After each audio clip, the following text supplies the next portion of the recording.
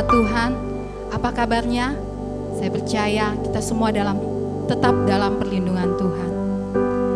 Mari sama-sama pada pagi hari ini kita mau masuk dalam hadirat Tuhan. Buka hati kita, lepaskan segala beban yang membelenggu. Biarkanlah berikan kebebasan untuk roh kita, untuk kita menyembah Tuhan pada pagi hari ini. Haleluya.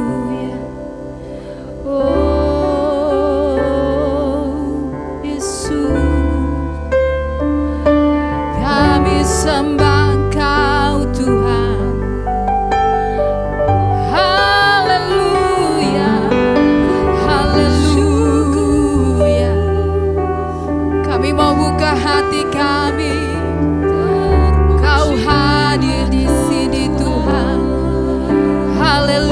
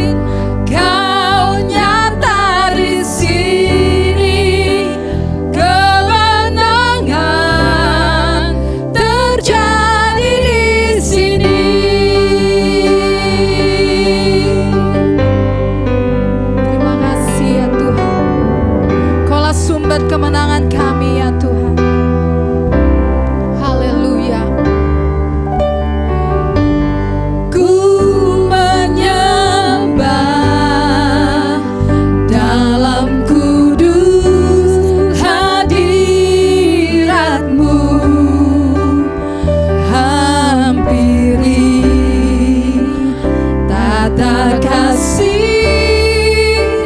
karuniamu Bapa.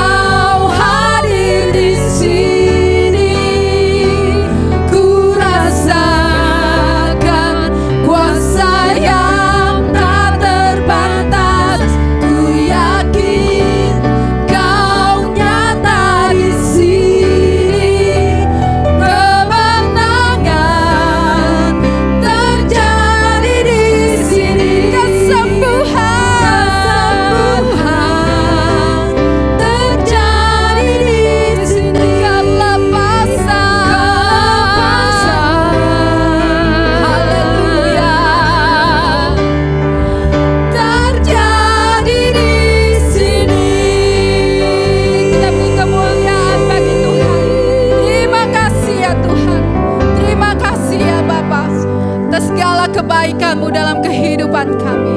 Kami mau memuji dan membesarkan nama-Mu ya Tuhan. Haleluya. Amin. Puji nama Tuhan. Kita akan memuji dan membesarkan nama Tuhan. Kita percaya bahwa Tuhan selalu beserta dalam kehidupan kita. Dia tidak akan membiarkan kita jatuh tergeletak, sebab Tuhan selalu menopang tangan kita semuanya. Haleluya.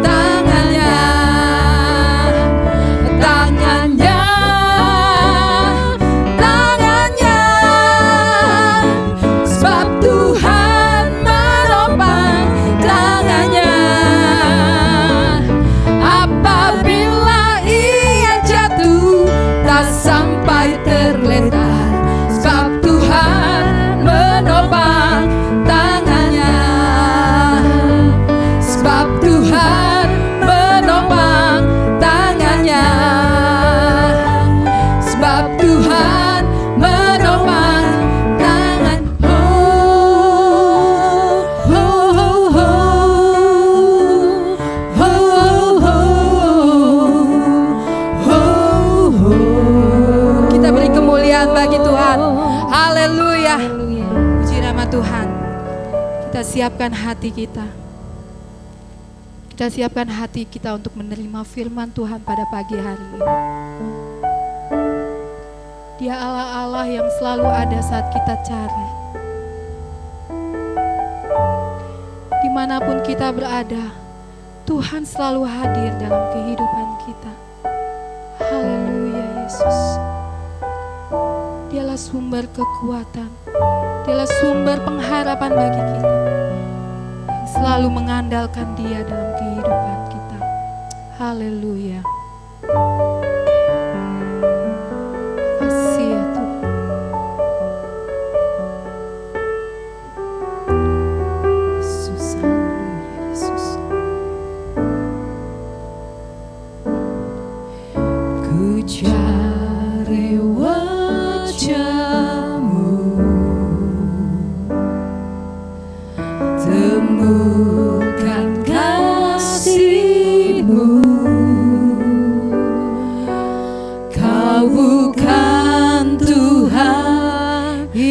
jauh dariku.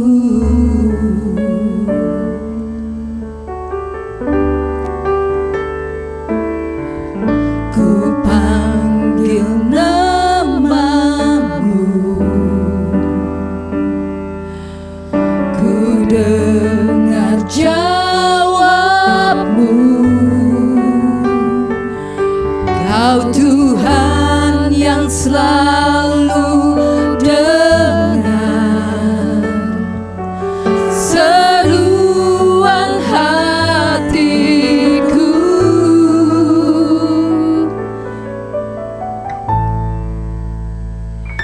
Sungguh indah Kau Tuhan, penuh kasih dan sayang. Kau tempat penghiburan bagi setiap hati yang terluka. Sungguh indah Kau Tuhan, berharap perlindungan. Kau sumber kekuatan bagi semua orang yang membutuhkan.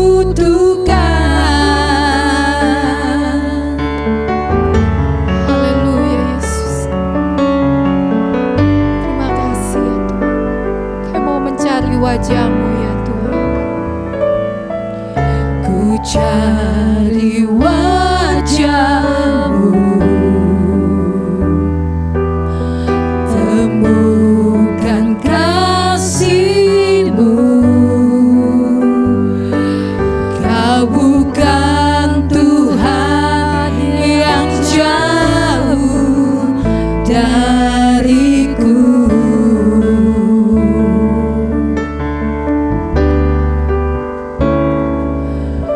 Ku panggil namamu, ku dengar jawabmu. Kau Tuhan yang selalu dengar seruan hatiku. Sungguh indah Kau Tuhan, penuh kasih dan sayang. Kau tempat penghiburan bagi setiap hati yang terluka. Sungguh indah Kau Tuhan, menara perlindungan. Kau sumber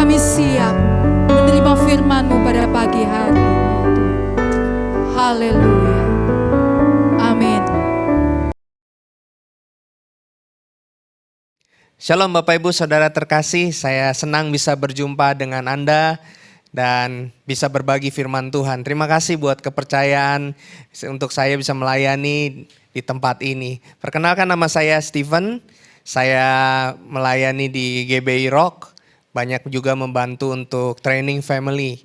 Ya, jadi saya berdoa saat ini setiap firman Tuhan yang saya bagikan bisa menjadi berkat buat kita semua, membuka pemahaman kita, memberikan kita cara berpikir baru yang semakin sesuai dengan kehendak dan hati dari Tuhan kita. Mari kita sama-sama belajar firman Tuhan. Tema saya pagi ini berjudul Voice in the Wilderness. Ya, suara di padang belantara atau suara di padang gurun. Ya.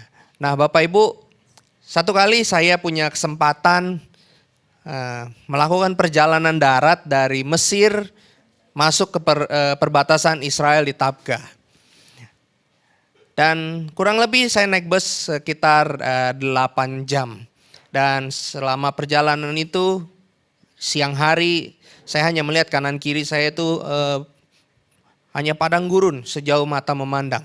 Penghiburan kami hanya satu, kalau kita ketemu tempat pemberhentian seperti Indomaret atau Alfa gitu, kita bisa ambil minuman dingin, kita bisa ke kamar kecil, ya. Dan saya bisa bayangin zaman dulu kalau orang jalan atau ada di padang gurun, bagaimana mereka menderitanya, bagaimana perjuangannya, apalagi mereka harus melewati. Ya, jadi di masa itu saya seperti bisa memahami, mencoba merenungkan bagaimana perjalanan orang Israel. Ya, bagaimana mereka melewati padang gurun menuju tanah perjanjian dengan satu aja, mereka mengandalkan janji Tuhan. Jadi Bapak Ibu, ketika kita berada di dalam situasi padang gurun, di mana situasi sepertinya sejauh mata memandang kita belum bisa melihat harapan, ya, yang tersisa cuma satu, namanya pengharapan. Kita belajar tentang pengharapan, sekalipun tidak ada dasar untuk berharap, namun Abraham berharap juga dan percaya bahwa ia akan menjadi bapa banyak bangsa, menurut yang telah difirmankan, demikianlah banyaknya nanti keturunanmu, di dalam Roma 4 ayat 18. Apa yang membuat orang Israel bisa berjalan, melewati padang gurun? Mereka mengandalkan janji Tuhan, janji firman Tuhan. Dan kalau Anda baca Alkitab, Anda akan menemukan bahwa orang-orang bisa bertahan melewati situasi-situasi yang sulit, situasi-situasi yang challenging, yang menantang. Mereka menerima janji firman Tuhan. Dan Alkitab tadi yang kita baca tentang Abraham, apa yang membuat Abraham bisa tetap kuat? Tidak ada dasar untuk berharap karena dia menerima janji. Jadi Bapak Ibu, Saudara sekalian, apa yang membuat kita, walaupun kita ada dalam situasi padang gurun, yaitu terimalah janji Tuhan. Itu sebabnya kita merenungkan firman Tuhan. Karena di dalam firman Tuhan Anda akan menemukan banyak janji Tuhan. Ada janji Tuhan yang sifatnya umum, aku menyertai kamu sampai kesudahan zaman, Immanuel, itu janji yang umum. Tapi kalau Anda merenungkan Alkitab, merenungkan firman Tuhan, Anda akan menemukan mungkin Tuhan mau berbicara secara khusus pada Anda. Dan terimalah janji-janji Tuhan yang menjadi pengharapan buat kita, menolong, menguatkan kita, melewati padang gurun kehidupan kita. Roma 15 ayat 4 berkata, sebab segala sesuatu yang ditulis dahulu telah ditulis untuk menjadi pelajaran bagi kita, supaya kita teguh berpegang pada pengharapan oleh ketekunan dan penghiburan dari kitab suci. Jadi Alkitab penuh dengan kisah, perjuangan, pergumulan, kegagalan, keberhasilan dari orang-orang, anak-anak Tuhan, pelayan-pelayan Tuhan, nabi-nabi Tuhan. Tujuannya adalah mengajar kita supaya kita punya pengharapan dari kitab suci. Itu sebabnya temukanlah janji Tuhan secara spesifik di tahun ini buat Anda secara pribadi. Mulailah merenungkan firman Tuhan, itu yang paling penting karena di situ Anda akan menemukan janji Tuhan. Nah, secara lebih lanjut saya mau membagikan hal yang praktikal buat kita. Apa yang membuat kita bisa kuat dalam pengharapan, tapi apa juga yang bisa membunuh harapan kita. Mari kita belajar lebih lanjut. Di dalam kitab Amsal dikatakan begini. Amsal 18 ayat ke-21, hidup dan mati dikuasai lidah. Siapa suka menggemakannya akan memakan buahnya. Kita bilang ada kuasa dari lidah kita. Yaitu kuasa kehidupan dan kuasa kematian. Dan lewat apa? Lewat apa yang kita gemakan, kita ucapkan berulang-ulang. Ternyata ada kuasanya.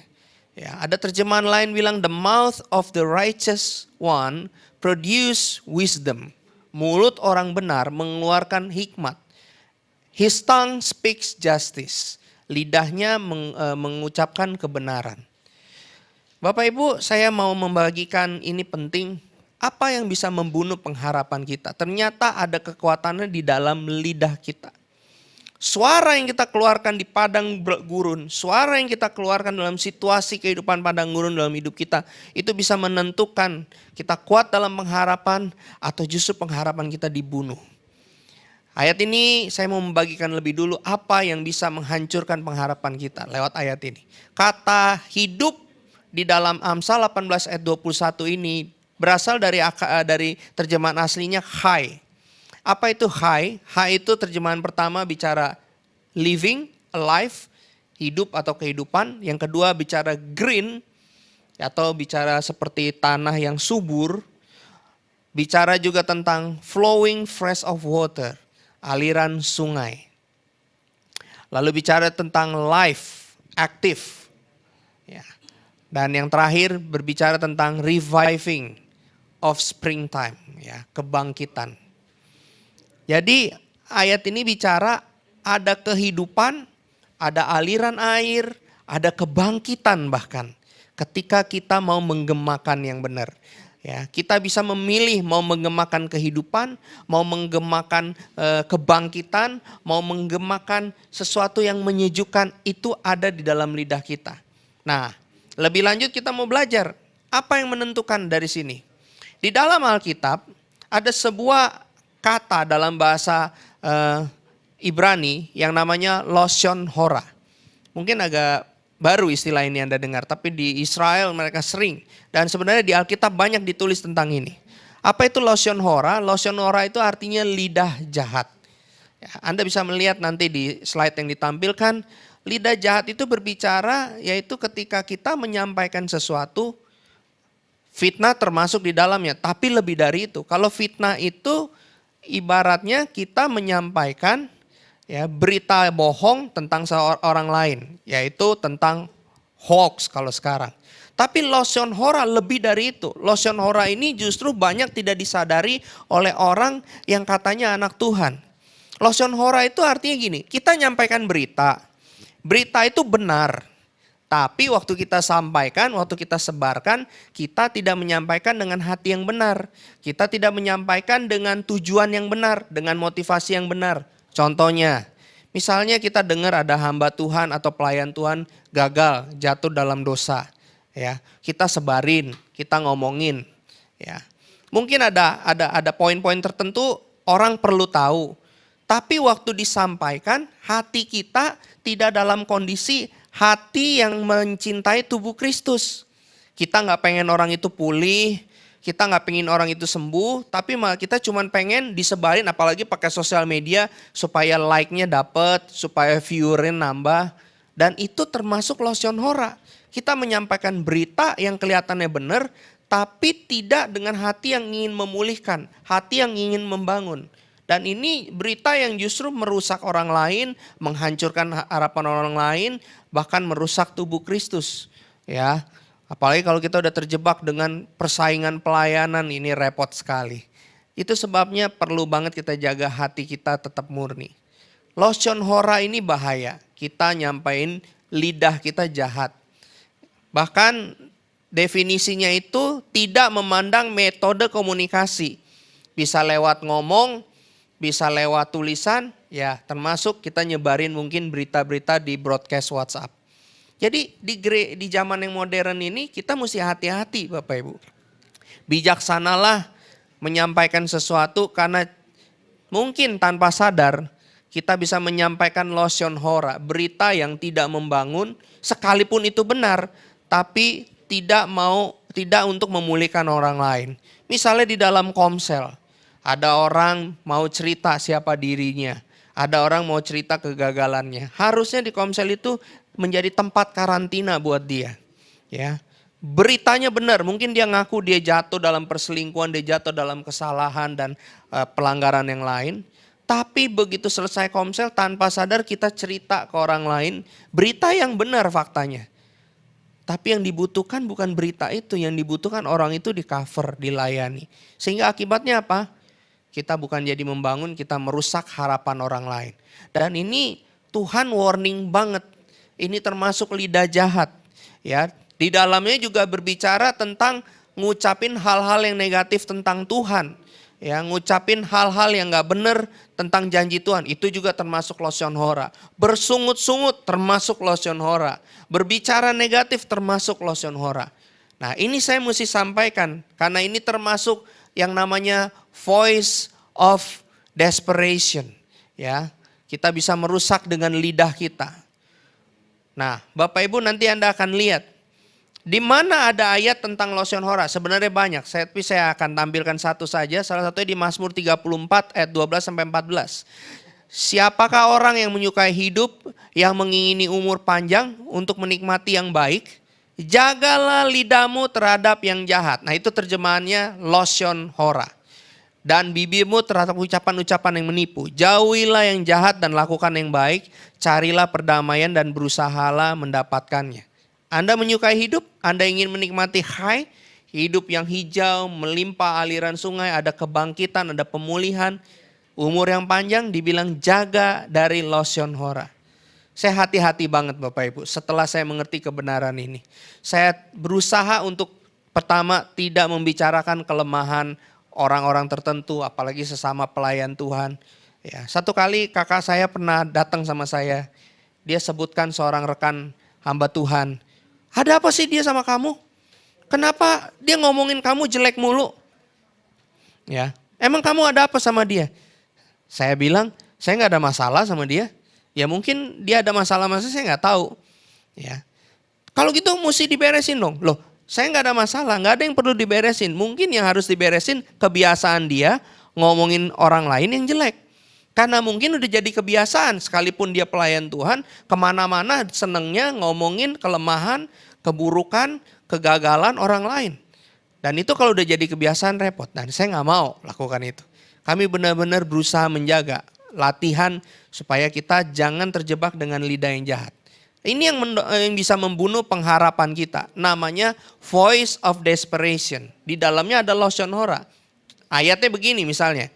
Kejadian 14 ayat 11-12. Dan mereka berkata kepada Musa, apa karena tidak ada kuburan di Mesir, maka engkau membawa kami untuk mati di padang gurun. Satu, ya ngomong negatif, mati. Apakah yang kau perbuat ini terhadap kami dengan membawa kami keluar dari Mesir? Bukankah ini telah kami katakan di Mesir, jangan mengganggu kami, biarlah kami bekerja pada orang Mesir. Sebab lebih baik bagi kami untuk bekerja pada orang Mesir daripada mati di padang gurun ini. Jadi orang Israel itu jalan dengan janji Tuhan, begitu di padang gurun ngadepin tantangan, janji Tuhan dia batalin dengan kata-katanya sendiri, mati, mati, mati, losion hora lagi. Ya, akibatnya apa? Anda menghancurkan pengharapan Anda. Ya. Salah satu jawaban Tuhan yang mengerikan di dalam Bilangan 14 ayat 26. Berfirmanlah Tuhan kepada Musa dan Harun. Berapa lama lagi umat yang jahat ini akan bersungut-sungut kepadaku? Segala sesuatu yang disungut-sungutkan orang Israel padaku telah kudengar. Katakan pada mereka, demi aku yang hidup, demikian firman Tuhan. Bahwasanya seperti yang kamu katakan di hadapanku, demikianlah akan kulakukan kepadamu. Mereka ngomong mati, mati, dan mati. Ada kuasa dalam hidup atau mati lewat lidah kita. Mereka membunuh pengharapan mereka sendiri padahal udah terima janji Tuhan. Dan Bapak Ibu mesti tahu, kita ini ditempatkan di bumi perwakilan kerajaan sorga. Kejadian 1 ayat 26. Baiklah kita menciptakan manusia menurut gambar dan rupa kita supaya mereka berkuasa. Kita diberi kuasa. Akibatnya waktu kita perkatakan sesuatu terjadi. Ya. Ada kuasa dalam kata-kata kita, hidup atau mati. Dan orang Israel udah terima janji, pengharapan dari Tuhan, tapi waktu hadapin tantangan, ada situasi challenging di padang gurun, yang mereka ngomongin losion hora, mati, mati, dan mati. Voice of desperation, suara keputusasaan. Akibatnya apa? Tuhan bilang, kamu ngomong demikian, ya udah terjadilah. Jadi Bapak Ibu, saudara sekalian, mari kita belajar. Ya.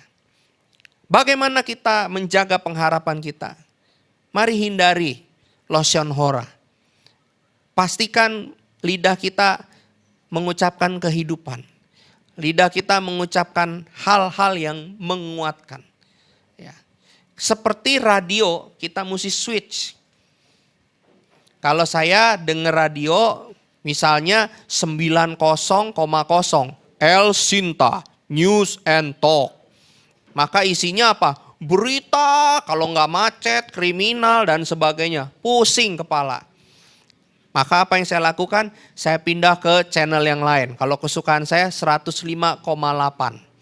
Ya, lagu-lagu 80 dan 90. Begitu dengar kayaknya teduh. Kayaknya happy karena lagu yang sesuai dengan zaman saya SMP dan SMA. Ya.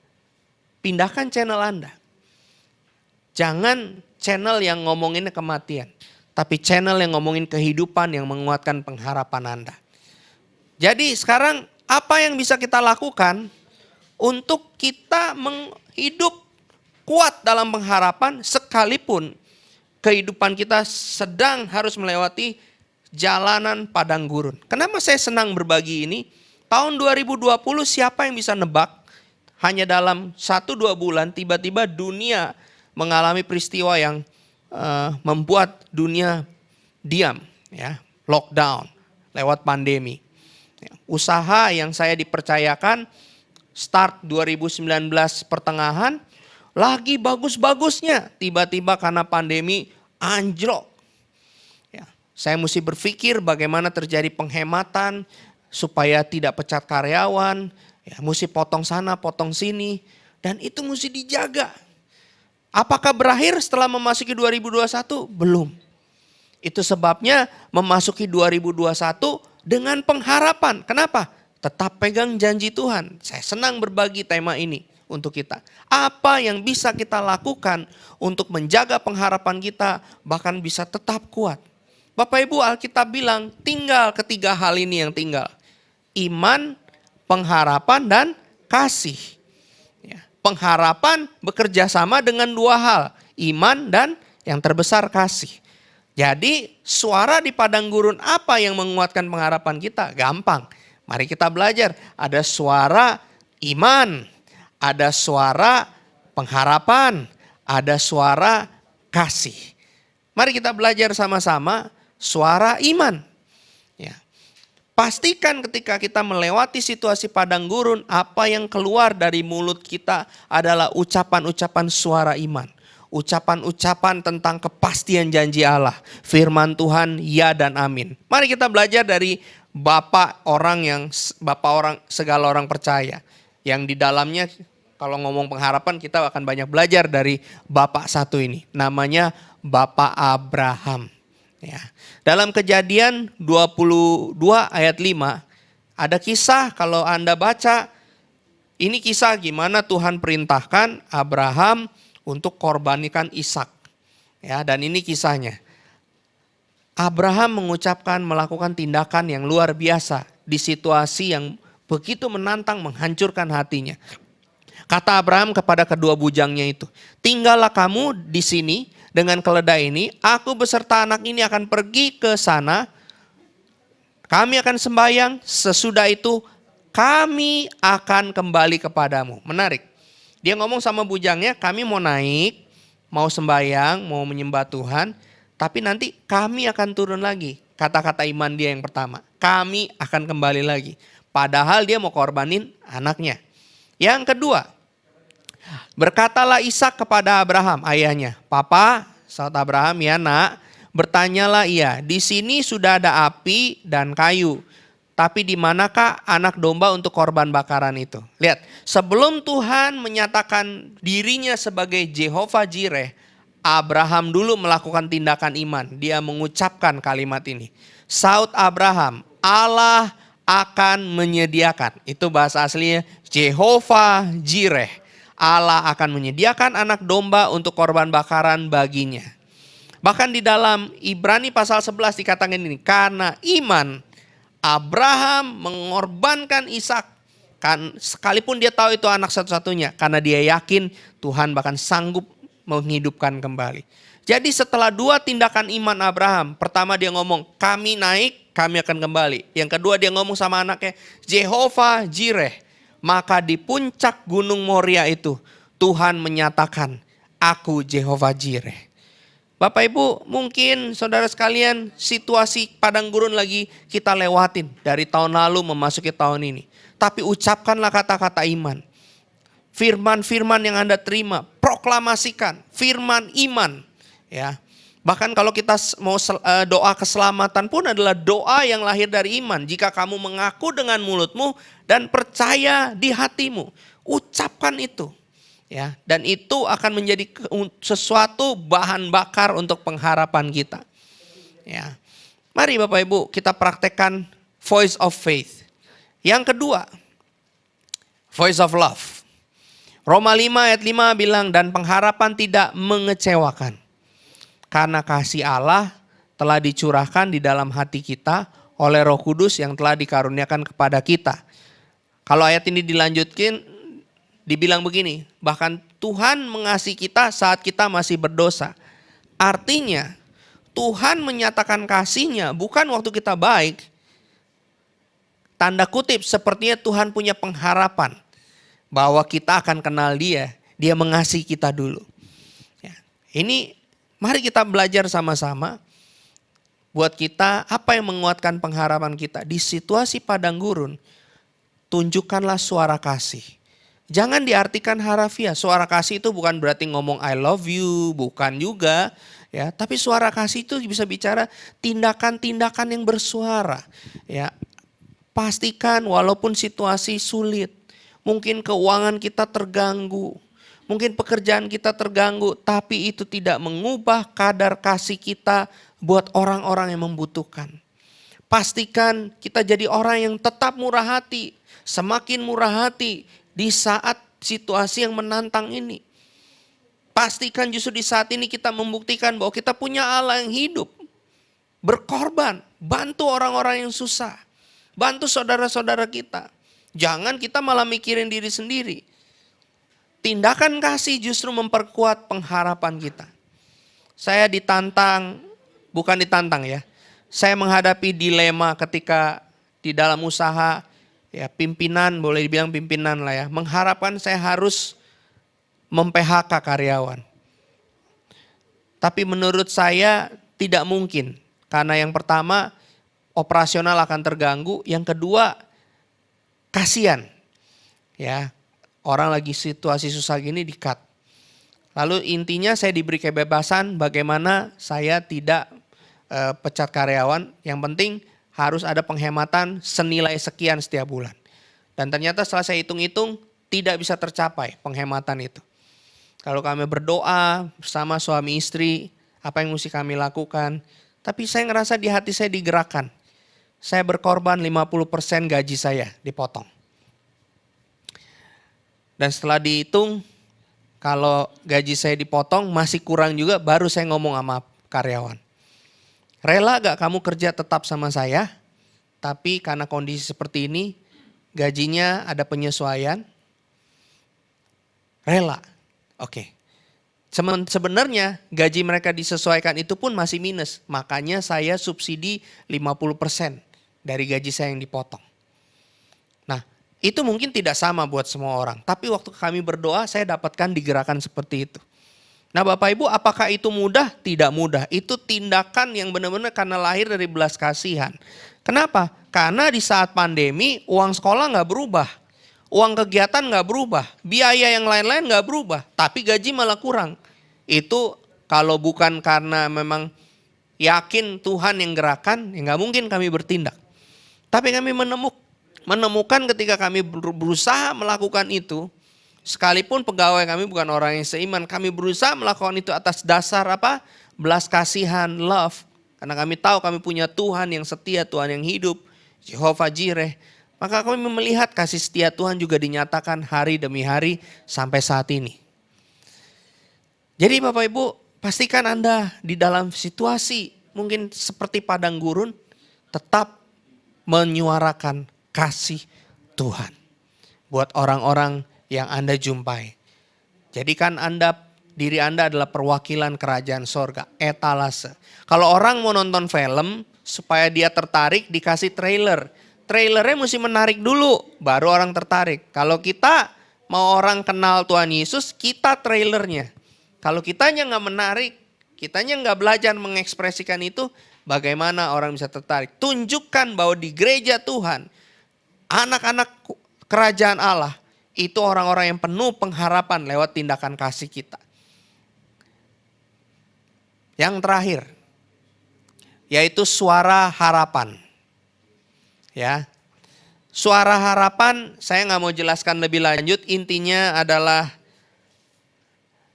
bayangkan janji Tuhan dan proklamasikan janji Tuhan yang Anda terima. Saya mau baca dari Mazmur 126 supaya lebih jelas dan nanti kita akan saksikan video berikut ini. Ya, saya bacakan dulu Mazmur 126, pengharapan di tengah-tengah penderitaan, nyanyian ziarah. Ketika Tuhan memulihkan keadaan Sion. Dari kata ini kita tahu ini belum kejadian karena ada kata ketika. Keadaan kita seperti orang yang bermimpi. Pada waktu itu mulut kita penuh dengan tertawa dan lidah kita dengan sorak-sorai. Pada waktu itu berkatalah orang di antara bangsa-bangsa, Tuhan telah melakukan perkara yang besar pada orang-orang ini. Tuhan telah melakukan perkara besar kepada kita, maka kita bersuka cita. Dari mana saya tahu bahwa pernyataan ini belum terjadi? Ayat berikutnya bilang gini, pulihkanlah keadaan kami ya Tuhan, seperti memulihkan batang air kering di tanah Negev. Bahasa Inggrisnya, bring back our captivity, O Lord, as the streams in the south. Negev itu artinya tanah di selatan. Bapak Ibu, ayat ini bicara tentang suara pengharapan. Apa itu suara pengharapan? Walaupun belum terjadi, bayangkan itu sudah terjadi. Nikmati di dalam imajinasi Anda dan ucapkan janji itu. Ucapkan janji yang Anda terima. Sambil itu jadi doa kita.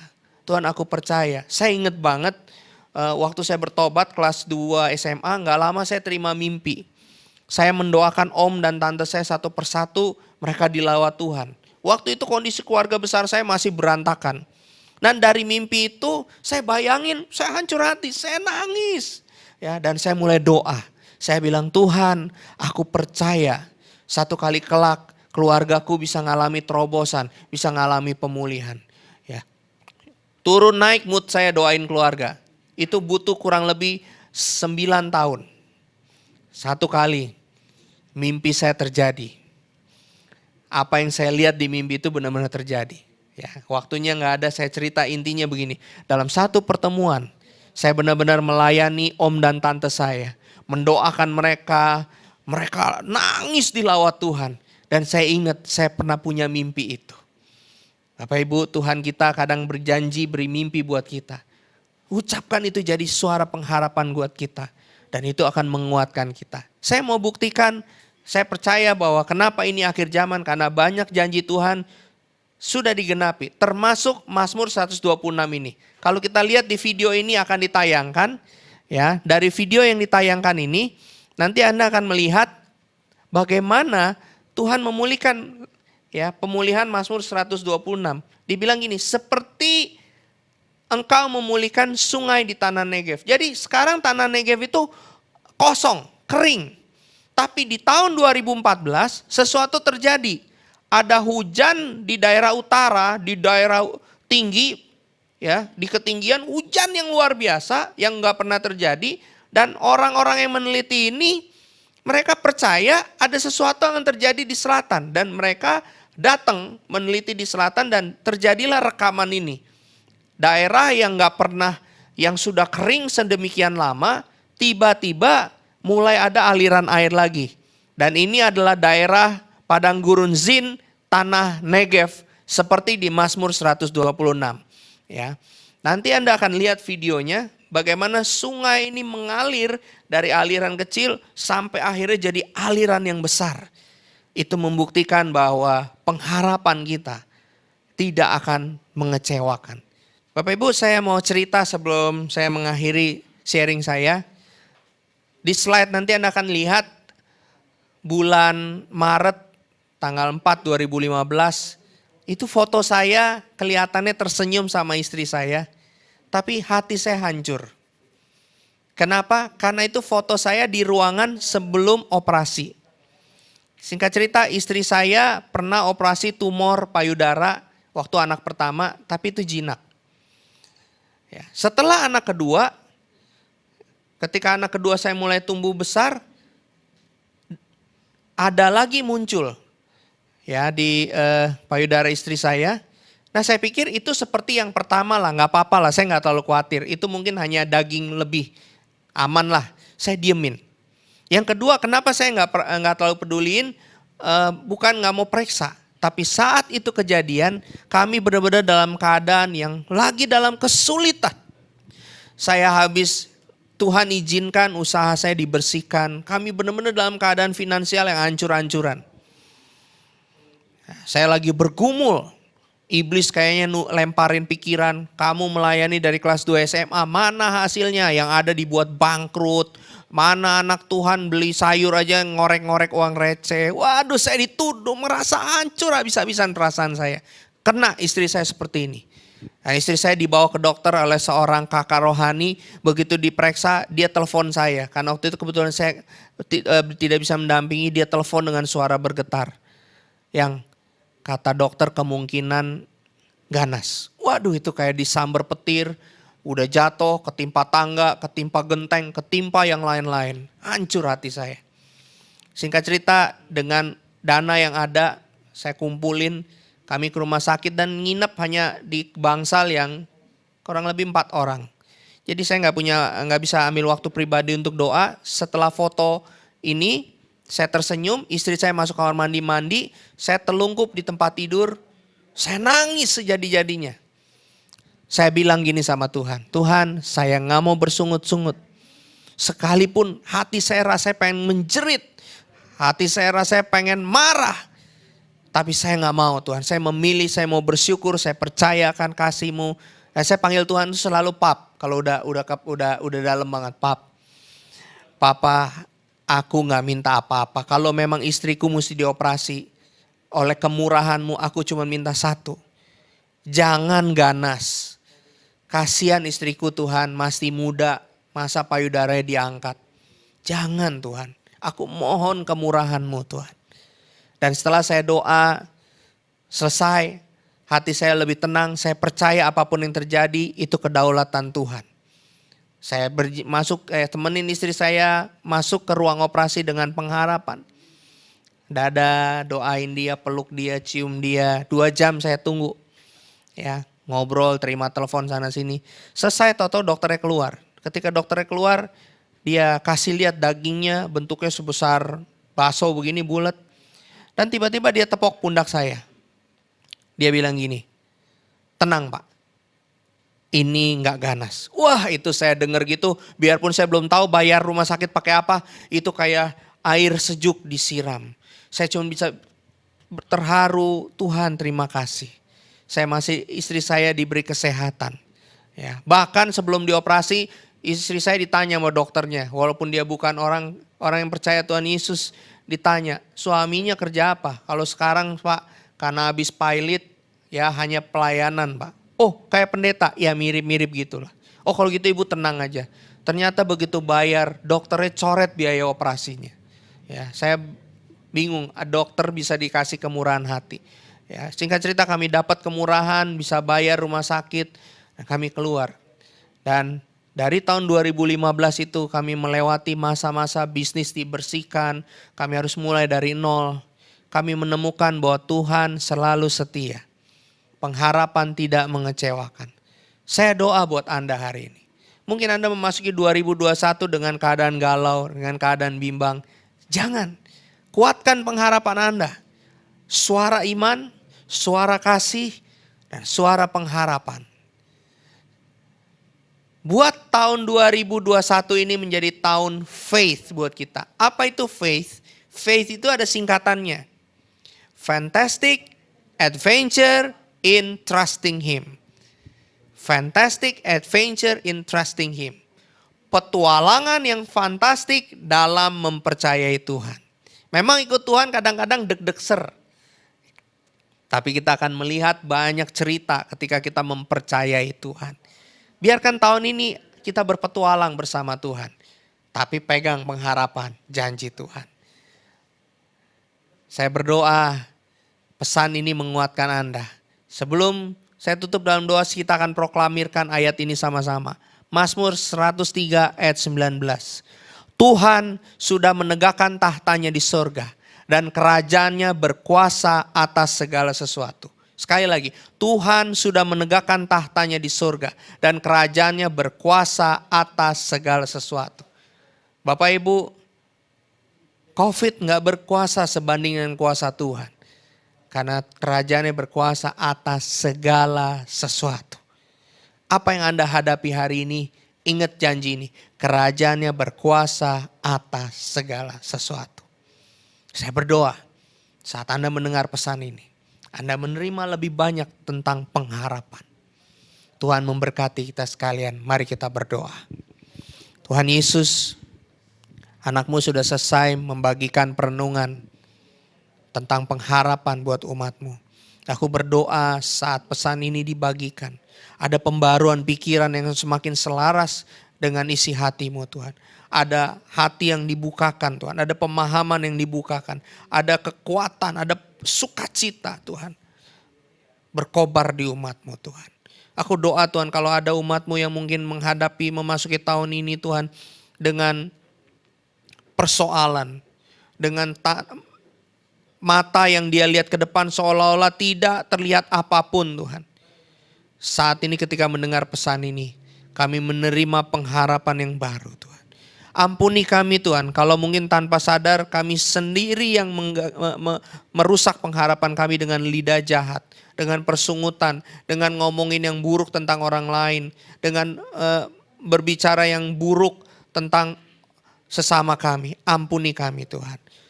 Kami mau jadi orang-orang yang menyuarakan iman, pengharapan dan kasih Tuhan. Buat sesama kami. Berkati umat-Mu Tuhan yang sudah mendengar pesan ini. Dan biarkan perenungan mereka semakin dibukakan ketika membaca firman-Mu.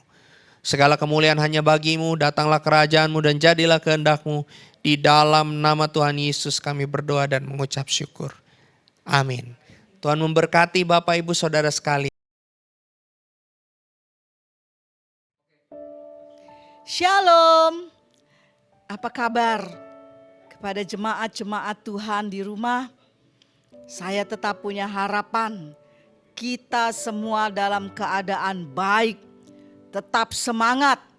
Kondisi, situasi apapun tidak mengubah kita untuk tetap semangat bersama Tuhan. Salam saya buat kita semua. Maranatha. Datanglah ya Tuhan. Pesan saya di minggu ini, saya mau membaca dalam 2 Korintus pasalnya yang ketiga ayatnya yang ke-18. Dan kita semua mencerminkan kemuliaan Tuhan dengan muka yang tidak berselubung. Dan karena kemuliaan itu datangnya dari Tuhan yang adalah Roh, maka kita diubah menjadi serupa dengan gambarnya dalam kemuliaan yang semakin besar. Bapak Ibu Saudara yang dikasihi Tuhan, kita semua orang-orang percayanya Tuhan adalah ciptaan-ciptaan barunya. Bahkan kita mencerminkan kemuliaan Tuhan. Dan kemuliaan Tuhan itu sendiri datang dari Tuhan. Kita diubah serupa dengan gambarnya. Artinya hidup kita harus memberkati orang lain. Bukan hanya dengan uang kita saja atau hal-hal yang sifatnya materi, tetapi justru yang lebih penting adalah karakter Kristus. Bagaimana hari-hari kita?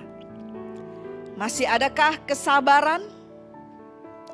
Sementara semua sepertinya membuat kita mau emosi, mau marah. Masih adakah kesetiaan dalam keluarga, hubungan suami istri, orang tua anak, dengan teman? Masih adakah sukacita? Sementara semuanya mungkin membuat kita kesal, memiliki hal-hal yang seringkali membuat kita khawatir.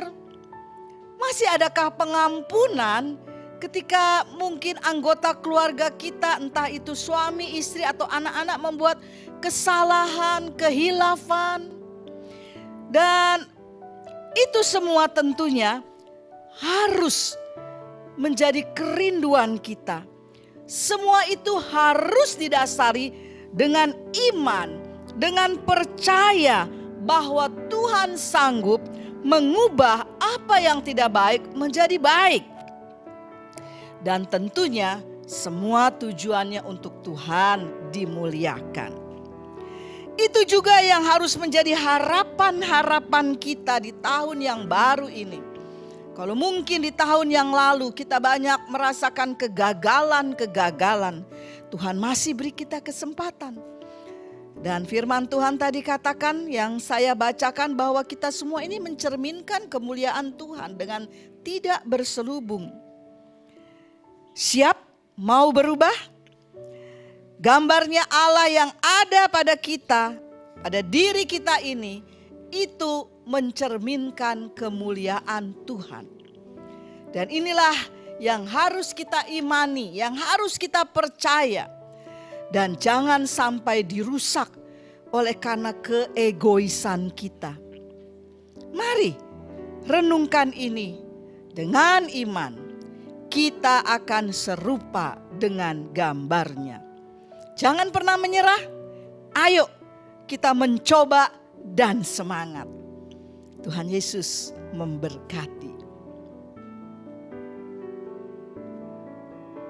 Dan akhirnya saya akan menutup ibadah kita pada pagi hari ini.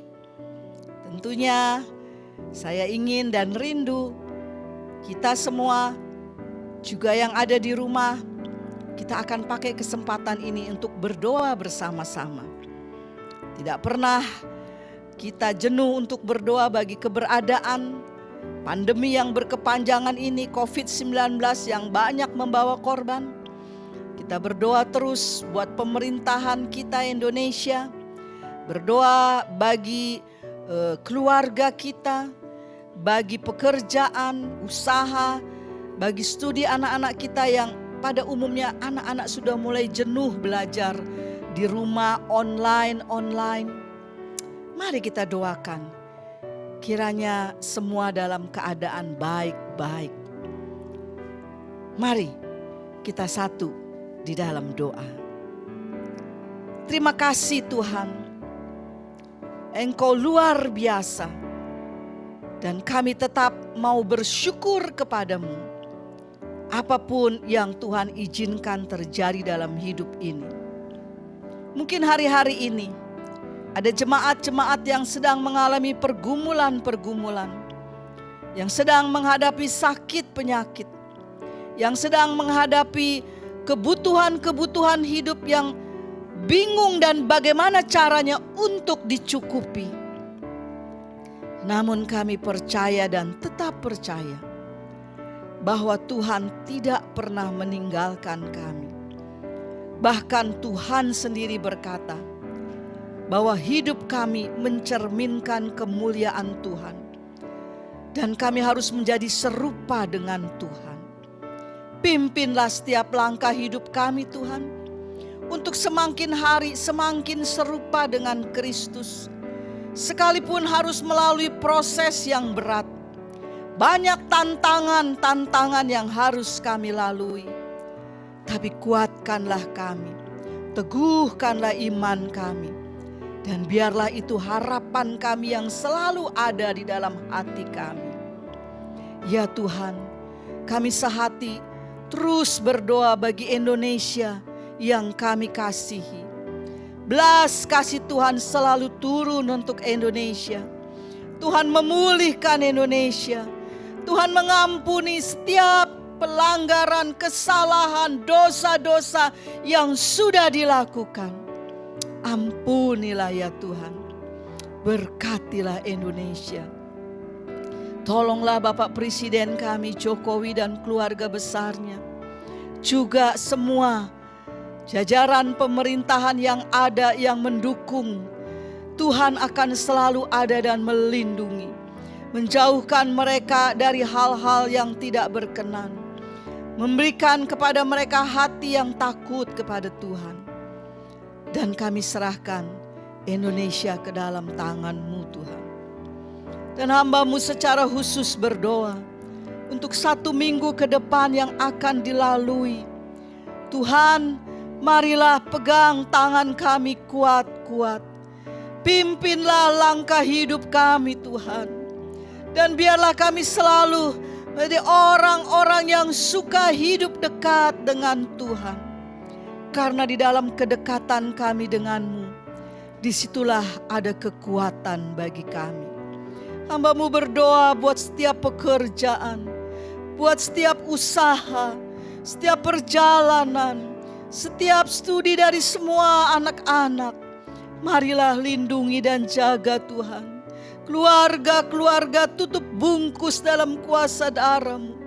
Hubungan di dalam kekeluargaan suami, istri, orang tua, anak-anak, sesama saudara, sesama jemaat, Tuhan selalu ada dan melindunginya.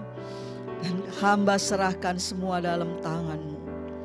Dan percaya bahwa Tuhan selalu ada, bahwa kuasa-Mu tidak pernah berubah. Terima kasih Tuhan. Ajar kami menghitung hari-hari kami dengan begitu bijaksana.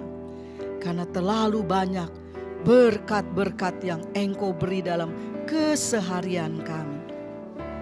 Terutama jika kami bisa bertahan, jika kami sehat, jika kami masih bisa berkumpul dengan keluarga. Itu adalah berkat dan anugerah yang indah. Puji Tuhan. Dan sekarang hamba-Mu akan turunkan berkat untuk semua keluarga besar GSCA Puri dan Geraha. Marilah Bapak Ibu Saudara yang ada di rumah, angkatlah tangan-Mu untuk terima berkat Tuhan. Diberkatilah hari-hari-Mu, diberkatilah kebutuhan hidup-Mu, diberkatilah pekerjaan, usaha, diberkati bahkan setiap pergumulan-pergumulan yang ada diberkati. Diberkatilah kesehatan-Mu, diberkatilah dan diberkatilah. Karena penyertaan Tuhan, penyertaan Yesus, penyertaan Roh Kudus selalu ada bersama dengan kita. Mulai dari saat ini sampai Maranatha, Tuhan Yesus datang kembali. Marilah dengan iman kita akan berkata bersama-sama setelah kita menerima berkat ini. Haleluya. Amin. Puji Tuhan. Selamat hari Minggu, Tuhan Yesus memberkati.